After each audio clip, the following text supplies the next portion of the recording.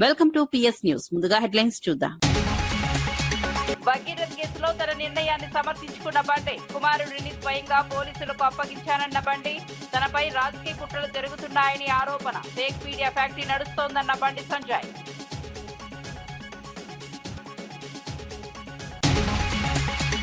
Jagan మాటలనే copy చేస్తున్నారన్న కేకే రాజు, మత్స్యకారుల హామీలపై చంద్రబాబును ప్రశ్నించిన కేకే, మత్స్యకారుల సమస్యలపై వైఎస్ఆర్సీపీ పోరాటమన్న కేకే, ఓట్ల అంశంపై ప్రభుత్వాన్ని నిలదీసిన కేకే రాజు.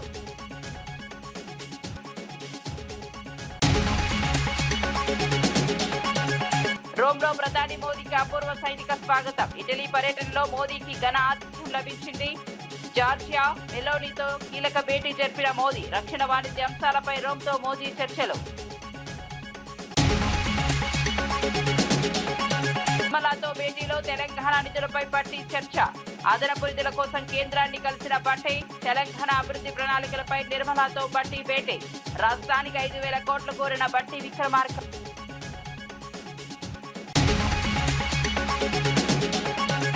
కల్తీ మద్యం ఆరోపణలపై జగన్ కు కౌంటర్ ఇచ్చిన కొల్లు, ఆధారాలు ఉంటే చూపించాలని జగన్ ను ప్రశ్నించిన కొల్లు, మద్యం పాలసీలపై వైసీపీ దుష్ప్రచారం చేస్తోందన్న కొల్లు, ప్రజలను తప్పుదారి పెట్టొద్దని హెచ్చరిక. ఏపీలో టీడీపీ ప్రభుత్వం వచ్చిన వెంటనే అత్యుత్తమ మద్యం పాలసీని తీసుకొచ్చామని మంత్రి కొల్లు రవీంద్ర తెలిపారు. వైసీపీ అధినేత జగన్ చేస్తున్న కల్తీ మద్యం ఆరోపణల్లో నిజం లేదని స్పష్టం చేశారు.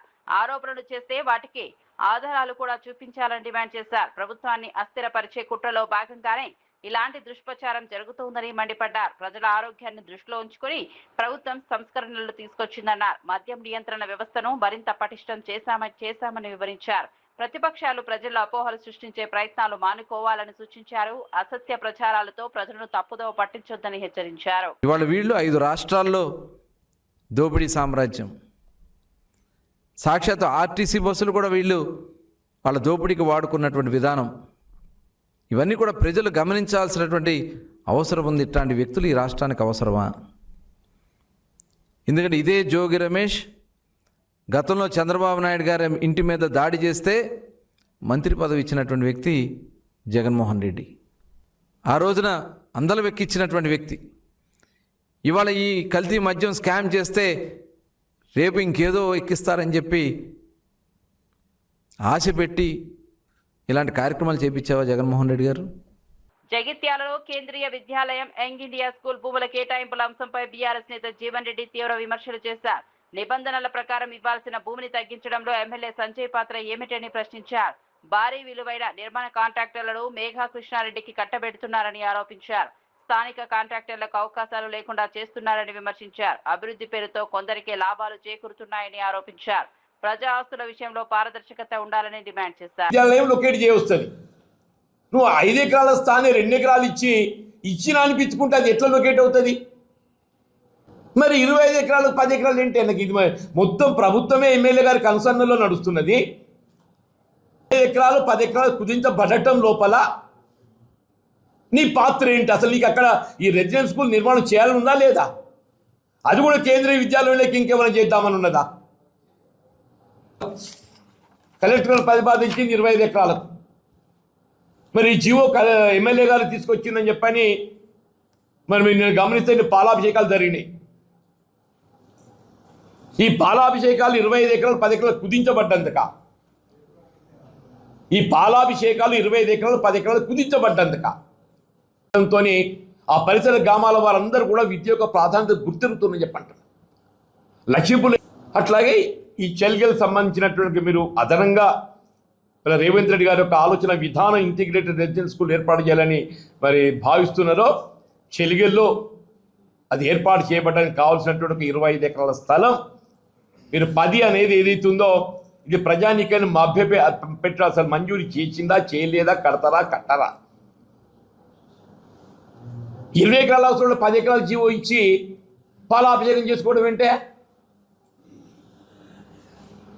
20 ఎకరాలు అవసరం అది ఉత్తర్వులు తెలిసి వెలువడ్డాయా తెలియక వెలువడ్డాయా? మరి ముఖ్యమంత్రి రేవంత్ రెడ్డి గారి జగిత్యాల పట్ల అని వివక్షతనా నిర్లక్ష్యమా? నా మీదేమైనా కోపం ఉంటుండనివయా? ఒక్కొక్క దానికి పాఠశాల నిర్మాణానికి 200 కోట్లు ఇంటూ 100 పెట్టిన 20,000 కోట్లు. ఈ 20,000 కోట్లు ఎవడు కాంట్రాక్టర్ అనేది కూడా ఏదో సాధారణ స్థానికులకైతే ఎవరికి అవకాశం లేదే. స్థానికులకు ఎవరికి అవకాశం లేదు. ఈ 20,000 కోట్లు ఏదైతుందో గుత్తాధిపత్యం పెట్టుబడిదారులు వీళ్ళ రేవంత్ రెడ్డి గారి కనుసన్నల్లో అది మళ్ళా ఏ మెగా కృష్ణారెడ్డో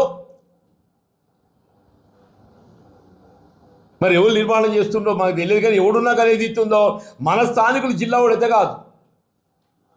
మంత్రి సత్యకుమార్ వ్యవహారంపై మరోసారి బీజేపీలో చర్చ మొదలైంది. బీజేపీ నేత సుదర్శన్ రెడ్డి తీవ్ర వ్యాఖ్యలు చేశారు. హైకోర్టు న్యాయవాది అంజన్ రెడ్డిపై దాడి ఘటనను ప్రస్తావిస్తూ ఇక్కడైన అరాచకాలు ఆపాలని హెచ్చరించారు. పరిస్థితులు మారకపోతే తగిన బుద్ధి చెబుతామని వార్నింగ్ ఇచ్చారు. ధర్మవరంలో అనుచరుల వ్యవహార శైలిపై కూడా అసంతృప్తి వ్యక్తమవుతోందని సమాచారం. సొంత పార్టీలో ఇలాంటి విమర్శలు రావడం ఇప్పుడు చర్చనీయాంశంగా మారింది. ధర్మవరం దగ్గర నీదో నాదో ఏదో తేల్చుకుని చెప్పేసి సందర్భంగా సవాల్ చేస్తున్నాం. నీకు నీ అనుచరులు ఏదో గప్పాలు కొట్టుకుంటుంటారు మీడియాలో, మా మంత్రి ఇట్లా చేసి అట్లా చేసి. నేను నిజంగా నువ్వు చేసింటే నువ్వు రాజీనామా చేయి. నువ్వు పార్టీ తరఫున పోటీ చేస్తావా లేదా నేను చేయాలా, లేదా ఇండిపెండెంట్ గా నువ్వు చేస్తావా నేను చేయాలా, చెయ్యి. నీ పోటీ చేద్దాం, ఎవడు గెలుస్తాడో తెలుస్తారని చెప్పేసి నీకు దమ్ముంటే రాజీనామా చేసి ఎలక్షన్లకు రావాలని చెప్పేసి ఈ సందర్భంగా సవాల్ ఇస్తున్నా. అదేవిధంగా నీ పుట్టుకంత అవినీతి మాయం. నేను ఎక్కడ కూడా ధర్మాల్లో వసూలు పరం చేయలేదు. ఇక్కడ లోకల్ గా ఉండేటువంటి నువ్వు ఒక బీసీ వ్యక్తి అని చెప్పేసి ధర్మారంలోకి వచ్చి ఎలక్షన్ లో పోటీ చేయడం జరిగింది. నువ్వు నిజంగా బీసీ నాయుడు అయితే ఎవడయ్యా వాడు నీ కంత్రి నాయకులు వచ్చేసి కర్నూలు నుంచి వచ్చి నీ పెత్తనం చెలాయించడానికి. ఇక్కడ బీసీ నాయకులు లేరా? మా బీసీ సోదరులు చాలా మంది ఉన్నారు. ఇక్కడ నాయకులు ఎవరు లేరా? బీసీ నాయకుల్ని మా సోదరులు ఇన్ఛార్జ్ పెట్టు, మేము అందరం కూడా సెల్యూట్ చేస్తాం నీకు అని చెప్పేసి ఈ సందర్భంగా నీకు చెప్పడం జరుగుతా ఉంది. తెలంగాణ డిప్యూటీ సీఎం బట్టి విక్రమార్క కేంద్ర మంత్రి నిర్మలా సీతారామన్తో కీలక సమావేశం నిర్వహించారు. రాష్ట్రానికి సంబంధించిన పలు అంశాలపై చర్చించారు. తెలంగాణకు అదనంగా 5,000 కోట్ల రూపాయలు మంజూరు చేయాలని బట్టి కోరారు. రాష్ట్ర ఆర్థిక అవసరాలు, అభివృద్ధి ప్రణాళికలపై వివరించినట్లు సమాచారం. కేంద్రం నుంచి రాష్ట్రానికి మరింత సహకారం అందేలా చర్యలు తీసుకోవాలని కోరారు.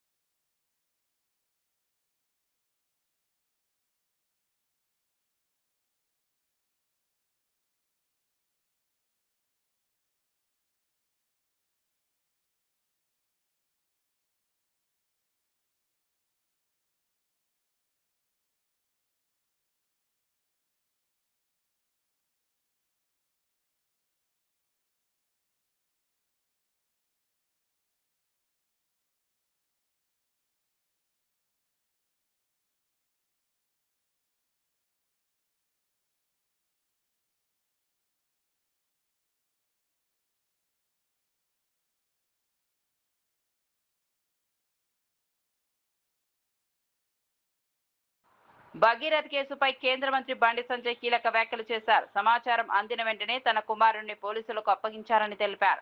విచారణకు పూర్తి సహకారం అందించాలని తానే సూచించానన్నారు. ఏ తండ్రైనా ఇలాంటి నిర్ణయం తీసుకుంటారా అని ప్రశ్నించారు. కేసు ప్రస్తుతం కోర్టు పరిధిలో ఉందని గుర్తు చేశారు. మాజీ CM KCR fake media factory నడుపుతున్నారని ఆరోపించారు. తనపై రాజకీయ కుట్రలు జరుగుతున్నాయని విమర్శించారు. భర్తలు చేయాలంటావు, ఎందుకంటే నీ గడిల పాలన బద్దలు కొట్టింది మేమే. నీ అవినీతి సామ్రాజ్యాన్ని కూకటి వేళ్లతో పెకిలించింది మేమే. నీ కుటుంబ పాలన వ్యతిరేకంగా కొట్టాడింది మేమే. ఉంటుంది, నీకు సహజంగా ఉంటుంది. నీ 15 మంది ఎంపీలు ఉన్నారు కదా, అధికారులు ఇచ్చిపోతున్నావు నువ్వు.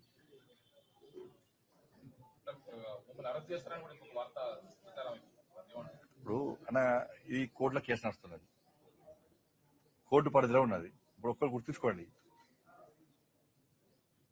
కన్న కొడుకును ఓ తండ్రి పోలీసులకు స్వయంగా అప్పగించినటువంటి సందర్భం ఏదైనా ఉందా? వాళ్ళ కన్న కొడుకును నేను తీసుకుపోయి విచారణకు సహకరించాలని చెప్పి నాకు సమాచారం వచ్చిన వెంటనే నా కొడుకును అప్పచెప్పిన. అరెస్ట్ చేయాలన్నాడు. ఇలా కేసీఆర్ కొడుకు ఫేక్ మీడియా ఫ్యాక్టరీ నడుపుతున్నాడు. ఏం జరుగుతుంది, ఏం జరగాలి, ఏం జరిపించాలనేది ఆ కుట్రలన్నీ ఆయన చేస్తున్నాడు. కాబట్టి ఆయన నడితే సమాధానం చెప్తాడు. హైదరాబాద్ సైబర్ క్రైమ్ పోలీసులు నిర్వహించిన ఆపరేషన్ ఆక్టోపస్ 3.0లో భారీ మోసాల నెట్వర్క్ బయటపడింది. దేశవ్యాప్తంగా 13 రాష్ట్రాల్లో దాడులు నిర్వహించి 66 మందిని అరెస్ట్ చేశారు. 544 సిమ్ కార్డులను స్వాధీనం చేసుకున్నారు. డిజిటల్ అరెస్ట్, సెక్స్టార్షన్ వంటి నేరాలకు ఈ సిమ్లు వినియోగిస్తున్నట్లు గుర్తించారు. మొత్తం 101 కోట్లు దాటిన మోసాలకు సంబంధం ఉన్నట్లు పోలీసులు తెలిపారు. వ్యవస్థ ఉంది. అట్లానే ఒక గోస్ట్ సిమ్స్ని సరఫరా చేసే ఒక ముఠా కూడా ఇన్వాల్వ్ కావడం జరుగుతుంది. అన్నీ కూడా మనము ఒకసారి డెసిఫర్ చేయడానికి ఛేదించడానికి ఈ ఒక ఆక్టోపస్ ఒక ఆపరేషన్ని మనము చేపట్టాను. సో ఆక్టోపస్ 1లో మనము దాదాపు 16 స్టేట్స్లో మన టీమ్స్ పంపించి 850 కేసెస్ పైన నేరాల్లో పాల్గొనే సైబర్ క్రిమినల్స్లో 350 మ్యూల్ అకౌంట్స్ని అట్లానే 117 మందిని మనం అరెస్ట్ చేయడం జరిగింది. ఇంత స్థాయిలో ఒక దేశవ్యాప్తంగా ఆపరేషన్ను మొదటిసారిగా జరిగింది. అది కూడా మన హైదరాబాద్ పోలీసు చేసింది. తర్వాత ఆక్టోపస్ 2లో 9 స్టేట్స్లో మన టీమ్స్ పంపడం జరిగింది. 52 మందిని మనం అరెస్ట్ చేశాను. ఆక్టోపస్ 1లో మన ఫోకస్ అంతా మ్యూల్ అకౌంట్ హోల్డర్స్ పైన మన ఫోకస్ చేస్తే మనము సెకండ్ ఆపరేషన్లో ఆక్టోపస్ 2.0లో ఈ బ్యాంక్లో ఎవరెవరు ఇన్వాల్వ్ అవుతున్నారు, ఎవరెవరు ఈ యొక్క మ్యూల్ అకౌంట్ సరఫరా చేస్తున్నారు వాళ్ళపైన ఉక్కుపాదం మోపడం జరిగింది. దాదాపు మనము 52 మంది అరెస్ట్ చేస్తే దాంట్లో 32 మంది బ్యాంక్ ఆఫీసర్స్. ఇంత పెద్ద సంఖ్యలో బ్యాంక్ ఆఫీసర్స్ అరెస్ట్ కావడం ఒక దేశ చరిత్రలోనే మొదటిసారి.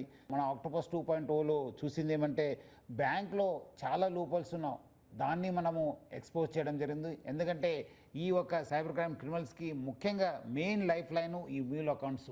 ఈ మ్యూల్ అకౌంట్స్ లేకపోతే వాళ్ళు నేరానికి పొలగడానికి అవకాశం లేదు. అందుకు మనము బ్యాంకింగ్ వ్యవస్థ పైన మనము చాలా ఫోకస్ చేయడం జరిగింది. అక్కడికే వదలకుండా మనము వివిధ బ్యాంక్ మేనేజ్మెంట్స్తో మాట్లాడాను, ఆర్బీఐ గవర్నర్తో మాట్లాడాను, అక్కడ సెంట్రల్ గవర్నమెంట్లో department of banking and financial services secretary గారితో మీటింగ్ పెట్టడం జరిగింది.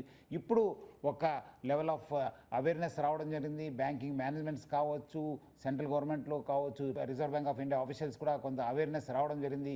డెఫినెట్లీ వచ్చే రోజు ఆ ఒక ఎక్కడెక్కడ లూపోల్స్ ఉన్న దాన్ని కూడా పరిష్కరించడానికి వాళ్ళు కూడా ఏర్పాటు చేయడం జరుగుతుంది. వాళ్ళు కూడా సిద్ధమవుతున్నారు.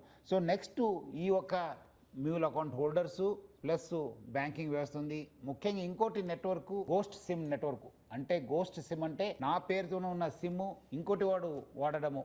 అంటే అది పేరంతా నాదే ఉంటుంది, సిమ్ కూడా నాదే ఉంటుంది, నాదే బయోమెట్రిక్స్ ఉంటుంది, నాదే ఆధార్ కార్డు ఉంటుంది, బట్ అది యూజ్ చేసేవాళ్ళు వేరే వాళ్ళు. అది ఒక గోస్ట్ సిమ్ నెట్వర్క్. దాన్ని ఛేదించడానికి మనము ఆక్టోపస్ 3.0 స్టార్ట్ చేయడం జరిగింది. 5 దేశాల పర్యటనలో భాగంగా భారత ప్రధాని నరేంద్ర మోదీ ఇటలీ రాజధాని రోమ్ చేరుకున్నారు. అక్కడ మోదీకి అపూర్వ సైనిక స్వాగతం లభించింది. ఇటలీ ప్రధాని జార్జియా మెలోని స్వయంగా ఆహ్వానించారు. గార్డ్ ఆఫ్ ఆనర్ తో ఘన స్వాగతం పలికారు. అనంతరం కొలోసియం వద్ద ఇరువురు నేతలు ద్వైపాక్షిక అంశాలపై చర్చించారు. రక్షణ, వాణిజ్యం, హరిత ఇంధన అంశాలపై ప్రత్యేక దృష్టి సారించారు.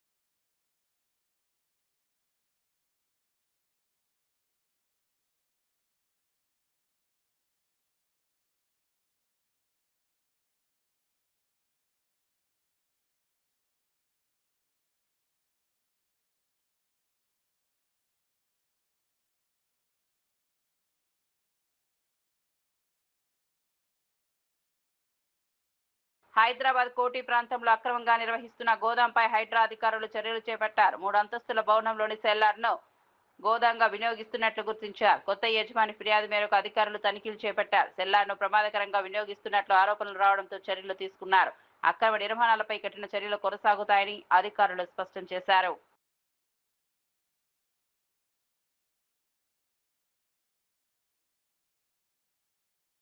ఎంకట్ బిల్డింగ్ ఉన్నది 4-5-485 నేను కొనేసిన తర్వాత వీళ్ళు నాకు డిమాండ్ చేస్తున్నారు 1.5 crore.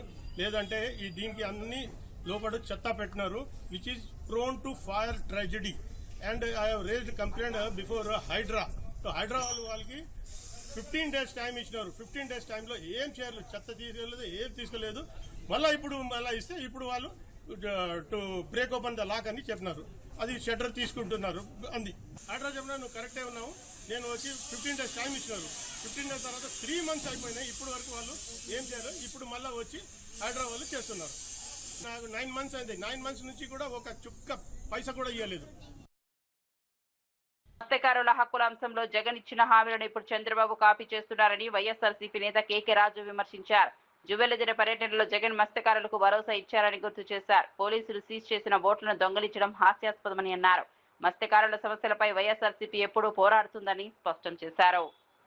సంబంధించి అయినా ఒక పెట్టుబడుల సదస్సు అయినా ఎక్కడైనా పెట్టుబడుల సదస్సులు జరిగితే ఎవరైనా ఏం మాట్లాడతారంటే పెట్టుబడులదారికి మేము ఎలాంటి ప్రోత్సాహాలు ఇస్తున్నాం, ఏ విధంగా పెట్టుబడులు మేము ఆకర్షించాం, ఈ పెట్టుబడుల వల్ల ఆ ప్రాంతానికి ఎలాంటి మేలు జరుగుతుంది, ఆ ప్రాంతంలో ఎంతమందికి ఉపాధి కలుగుతుంది, ఆ ఉపాధి ఉద్యోగ అవకాశాలతో పాటు ఈ రాష్ట్రానికి ఏ రకంగా ఆదాయం వస్తుందని మాట్లాడుతున్నాం. కానీ ఈయన ఏమీ మాట్లాడట్లేదు.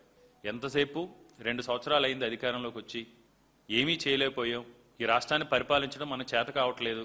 రేపు మళ్ళీ వచ్చేది అధికార ప్రజలందరూ కూడా జగన్మోహన్ రెడ్డి గారు చేసిన సంక్షేమం గురించి, జగన్మోహన్ రెడ్డి గారు చేసిన అభివృద్ధి గురించి చర్చించుకుంటూ ఉన్నారు.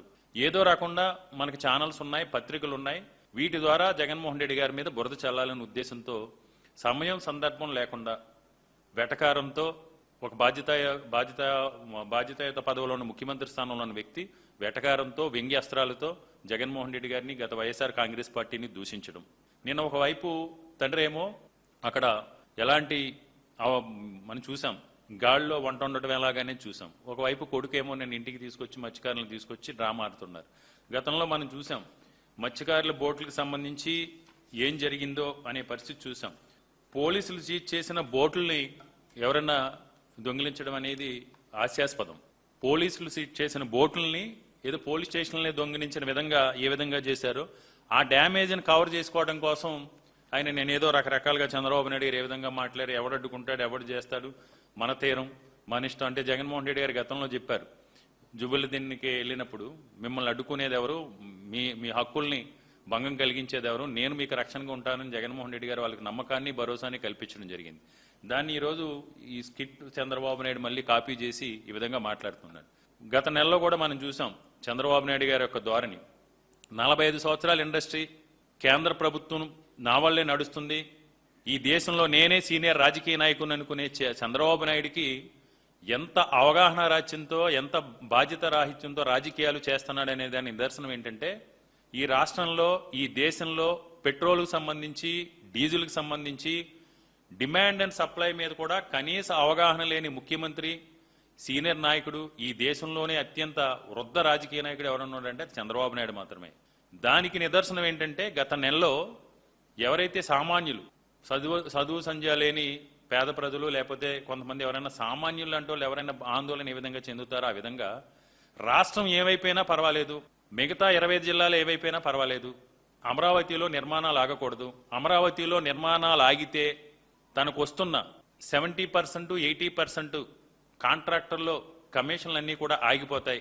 కాబట్టి రేపొద్దుటే 2029లో వైఎస్ఆర్ కాంగ్రెస్ పార్టీ అధికారంలోకి వచ్చిన తర్వాత ఈ కాంట్రాక్టర్లన్నీ బిల్లులన్నీ పెండింగ్ ఉండి కమిషన్లన్నీ తనకు పెండింగ్ పడతాయనే ఉద్దేశంతో 25 జిల్లాల్లోని డీజిల్ కొరత ఉన్నా పర్లేదు, పెట్రోల్ కొరత ఉన్నా పర్వాలేదు అనే ఉద్దేశంతో రిటైల్ డీలర్లందరినీ కూడా, ఇది వాస్తవం, ఆంధ్రప్రదేశ్ రాష్ట్రంలో ఉన్న పెట్రోలు, డీజిల్ రిటైల్ డీలర్లందరినీ కూడా బెదిరించి లక్షలాది లీటర్ల డీజిల్ని, పెట్రోల్ని అమరావతి నిర్మాణం కోసం మీరు బెదిరించి స్టోర్ చేసిన మాట వాస్తవమా కాదా? దానివల్ల మిగతా 26 జిల్లాల్లో ఉన్న సామాన్య ప్రజలు, మధ్యతరగతి ప్రజలు డీజిల్ కోసం, పెట్రోల్ కోసం ఆందోళన చెంది క్యాన్లు పట్టుకుని క్యూ లైన్లో ఎండలో పడి గంటల తరబడి క్యూ లైన్లో నుంచుని ఏ విధంగా ఇబ్బందులు పడ్డారనేది రాష్ట్ర ప్రజలందరూ కూడా చూశారు. కానీ ఈ పెద్ద మనిషి డిమాండ్ అండ్ సప్లై మీద కూడా ఇతనికి అవగాహన లేదు. ఎంతసేపు ఏదైనా కేంద్ర ప్రభుత్వం నా మీద నడుస్తుందని చెప్తా ఉంటాడు. కాబట్టి ఇప్పటికైనా చంద్రబాబు నాయుడు గారు కానీ కూటమి నాయకులను కానీ మేము ఒకటే డిమాండ్ చేస్తున్నాం, మీరు ఇప్పటికైనా డ్రామాలు కట్టిపెట్టండి. ప్రజలు విజ్ఞులు. ఎవరు నిజాయితీతో సిద్ధశుద్ధితో ఇచ్చిన మాటకి కట్టుబడి చెప్పిన దానికంటే మిన్నగా చెప్పిన సమయానికంటే ముందుగా సంక్షేమాన్ని అభివృద్ధిని ఈ రాష్ట్రంలో చేసి చూపించారో ప్రజలకు అర్థమైంది, ప్రజలు గమనించారు. ఇక వార్త వివరాల్లోకి వెళ్తే కడప నగరంలో గంజాయి విక్రయాలపై చిన్న చౌక్ పోలీసులు మెరుపు దాడులు నిర్వహించారు. ఈ దాడుల్లో 2 ప్రధాన విక్రయదారులతో పాటు మొత్తం 3 నిందితులను అదుపులోకి తీసుకున్నారు. ఆంగని వీధికి చెందిన మాధవ, సాకే శంకర్, మనోజ్ కుమార్ అరెస్ట్ చేసినట్లు పోలీసులు తెలిపారు. నిందితుల వద్ద నుంచి 1 కిలో 600 గ్రాముల గంజాయిని స్వాధీనం చేసుకున్నారు. నగరంలో గంజాయి విక్రయాలపై ప్రత్యేక నిఘా ఏర్పాట్లు చేసినట్లు అధికారులు వెల్లడించారు. గంజాయి రవాణా విక్రయాలకు పాల్పడే వారిపై పీడీ యాక్ట్ నమోదు చేస్తామని హెచ్చరించారు. అక్రమాలకు పాల్పడే వారిని నగర బహిష్కరణ కూడా చేస్తామని స్పష్టం చేశారు. యువతను మత్తు పదార్థాల బారిన పడకుండా కాపాడేందుకు చర్యలు కొనసాగుతున్నాయని తెలిపారు. ఎలా వస్తుందంటే గంజాయి వాడిన వాళ్లకు ఇలా వస్తుంది, వీళ్ళు గంజాయి తాగినట్లు లెక్క. ఇది ప్రతిరోజు మేము నైట్ బీట్ లెవెల్ వాళ్ళకి ఇస్తున్నాము. ఎవరైతే రోడ్ల పైన అల్లరిగా తిరగడము వాళ్ళకి చెక్ చేసినప్పుడు ఆ స్ట్రైప్ సింగిల్ ట్రైప్ వచ్చిందంటే కనుక సింగిల్ స్ట్రైప్ వస్తే వాళ్ళు గంజాయి అన్నట్లు. ఆ విధంగా చెక్ చేసి రీసెంట్గా మేము 4 పట్టుకున్నాము కడప టౌన్లో. గత 2 days నుంచి మాకు బయోచెక్ అని చెప్పి ఒకటి ఇవి పంపించినారు మా అధికారులు. వీటి ద్వారా మనం గంజాయి కన్జంప్షన్ చేసిన వాళ్ళను మనం ఐడెంటిఫై చేయొచ్చు. రాత్రి మా వాళ్ళు బ్లూ కోల్స్ తర్వాత రక్షకులు తిరుగుతూ ఉంటాయి. తర్వాత మేము వాళ్ళ ద్వారా అందరిని చెక్ చేయిస్తే మాకు 2 మనుషులు దొరికినారు. ఈ బయోచెక్ చేయించినప్పుడు వాళ్ళ యూరిన్ డ్రాప్ను దీనిపైన వేస్తే కనుక ఒక్కటే స్ట్రైప్ వస్తే అతను గంజాయి వాడినట్లు, ఒకటి కాకుండా మల్టిపుల్ స్ట్రైప్స్ వస్తే అతను గంజాయి వాడినట్లు. ఆ విధంగా మేము ఇద్దరు వ్యక్తులను అరెస్ట్ చేసినాము. వాళ్ళను విచారిస్తే కనుక వాళ్ళు గంజాయి ఎవరు సప్లై చేస్తున్నారో చెప్పినాడు. అతన్ని కూడా అరెస్ట్ చేసినాము. అరెస్ట్ చేసి వాళ్ళ దగ్గర నుంచి 1 kg 600 grams గంజాయి సీజ్ చేసినాము. దానిపైన ఎఫ్ఐఆర్ కట్టి ఇంకా విచారిస్తున్నాము. ముగించే ముందు హెడ్లైన్స్ మరోసారి చూద్దాం. భగీరథ్ కేసులో తన నిర్ణయాన్ని సమర్థించుకున్న బండి, కుమారుడిని స్వయంగా పోలీసులకు అప్పగించానన్న బండి, తనపై రాజకీయ కుట్రలు జరుగుతున్నాయని ఆరోపణ, fake media factory నడుస్తోందన్న Bandi Sanjay.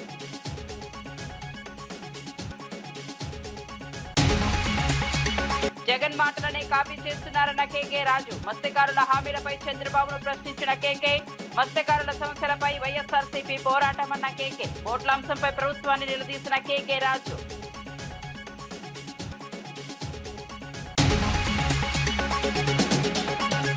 రోమ్లో ప్రధాని మోదీకి అపూర్వ సైనిక స్వాగతం, ఇటలీ పర్యటనలో మోదీకి ఘన ఆతిథ్యం లభించింది. జార్జియా మెలోనీతో కీలక భేటీ జరిపిన మోదీ, రక్షణ వాణిజ్య అంశాలపై రోమ్తో మోదీ చర్చలు. నిర్మలాతో భేటీలో తెలంగాణ నిధులపై పట్టి చర్చ, అదనపు నిధుల కోసం కేంద్రాన్ని కలిసిన బట్టి, తెలంగాణ అభివృద్ధి ప్రణాళికలపై నిర్మలాతో బట్టి భేటీ, రాష్ట్రానికి 5,000 కోట్లు కోరిన బట్టి విక్రమార్క.